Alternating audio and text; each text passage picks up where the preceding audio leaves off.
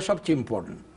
আচ্ছা আচ্ছা, তো ওই সময় যেন 90 অ্যাবাভ 95 গুড স্কুলে যেতে পারে, স্ট্যান্ডার্ড স্কুল যেখানে এখানে স্টাইভেসন হাই, ব্রুকল্যান্ড টেক অথবা ব্রঙ্ক সায়েন্স এগুলিতে যেতে গেলে তখন আমার মনে হয় বাচ্চাটা যে এখন থেকে সুন্দরভাবে গড়ে ওঠে কোনো অসুবিধা নাই, কোনো চিন্তার কোনো কারণ নেই।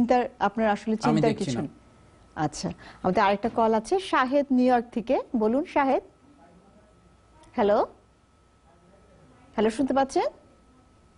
আচ্ছা, আমার ছেলের বয়স প্রায় 7 থেকে 8 বছর। ওকে। ছেলের কিছু অ্যাজমার অসুবিধা আছে।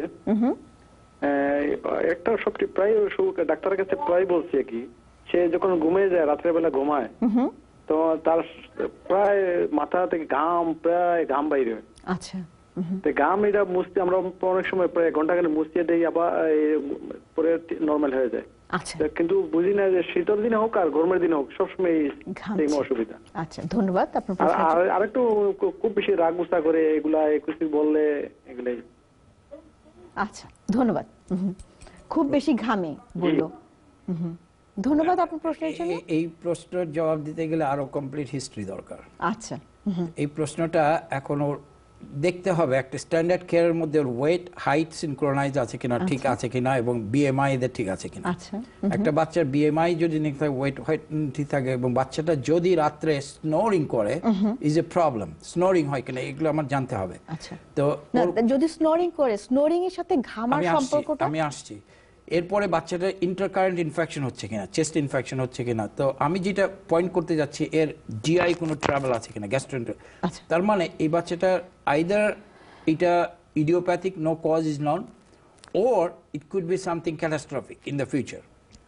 সেইটার মধ্যে 1 নম্বর হবে সিস্টিক ফাইব্রোসিস। তো সিস্টিক ফাইব্রোসিস ডিজিজটা ডায়াগনোসিস করা একদম ইজি।